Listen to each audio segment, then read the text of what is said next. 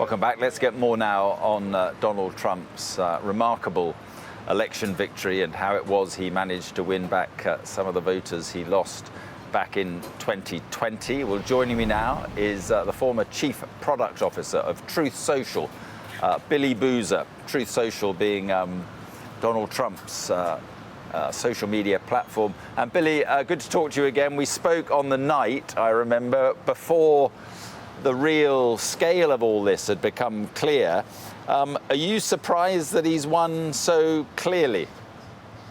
Yeah, I think there was no expectation that we'd win the popular vote, and by the margin in which he won the popular vote was astounding. I think it shows that his message was resonating with all of America in some way, and so much of America had an issue with the current administration that, without extreme distance from the policies and the different elements that went into this administration, there was no chance for a Kamala to win this election at all. Yeah, it's interesting. You look at the numbers that have come out, the exit polls, and that breaks it all down about who voted for who, and he's got a much broader cross-section of support. Did you expect that?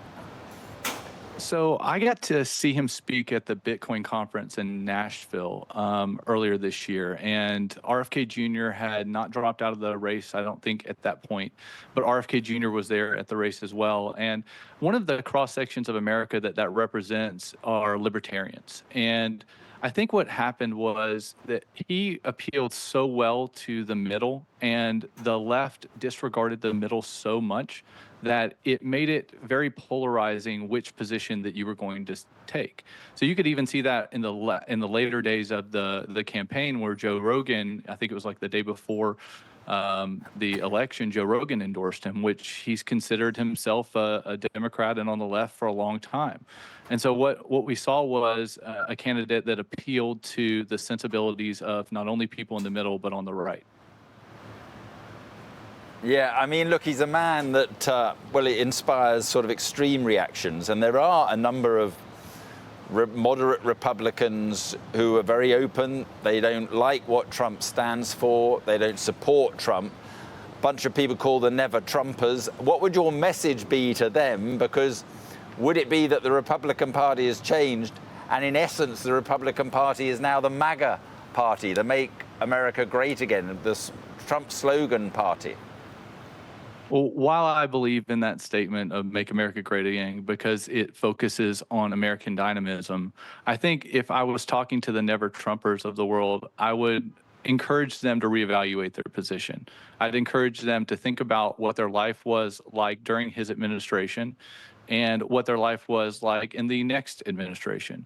And I think they're going to find times in which they felt much more comfortable in their everyday processes, in the money that they made through the economy, than they would during the last administration. And while I know there was a lot of difficulty during the COVID era, that was one of those moments in time that, there was thoughts of existentialism in that moment. And it was different than anything we had ever faced as a country.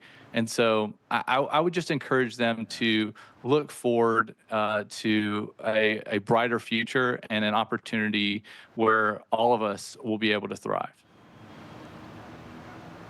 But what they object to, Billy, is the way he campaigns, the insults that were thrown around in this campaign, the vermin, Kamala Harris is stupid, she's as dumb as a rock, that kind of stuff. But that's what he is. And are they going to and when Trump finishes this 4 years, he can't serve again, but will it be another Trump-like figure, maybe as vice president, who takes over? Do you see that it is now a Trump party, not the old party of Ronald Reagan, for instance? Well, I think he's created a new era. There's no doubt about that. I'm actually looking forward to seeing what J.D. Vance does over the next 4 years. I think there's a significant opportunity for 12 years of conservative values to continue to shape our country in a better direction. And I think JD is one of those people that has had experience with just normal business and economic conditions. He's been an investor, something that I understand a good bit because I've been in technology for a long time. And each one of those people do a good job of analytically evaluating situations. And I think JD has shown that he is Billy, I'm just going to cut in. I'm just going to cut in, Billy. I'm just going to cut in, sorry, because Vladimir Putin has just been speaking about Trump. So let's have a listen, and we'll talk about what he says afterwards. Let's have a listen. Sounds good. Говорит, что он бизнесмен в основном, и он мало чего там понимает a в businessman that политике, he ошибок is может not very well наделать. versed in politics. He can make a lot of Во-первых, я mistakes. могу сказать, But его from the поведение outset, I в can момент tell you that покушения на his его жизнь, behavior when there was an attempt on не his знаю, life, на меня произвело эти you know, впечатления. I was impressed. Он мужественный человек. He is a courageous person. И дело не только вот в поднятой руке. And it's и not just впервые about бороться за свои, the за их общие hand he идеалы. raised Дело не and только в этом. his call to fight Хотя for это, their конечно, знаете, на драйве, на common таком values and ideals. Of course, there was a rush of adrenaline, but a person shows their true color in these emergencies.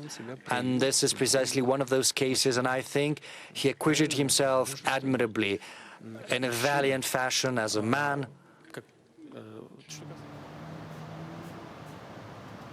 Well, there we are, Billy. I don't think you heard that. He was talking about the attempted assassination and how he said he was a courageous person. We've only got 30 seconds left, but what did you make of it?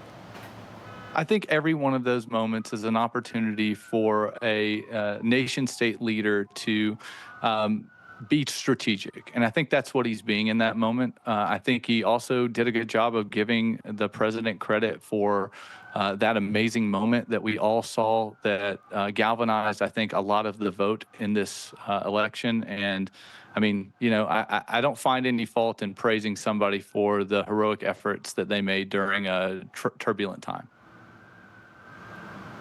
No. Okay. Well, listen, Billy, thank you very much indeed. Vladimir Putin speaking about Donald Trump.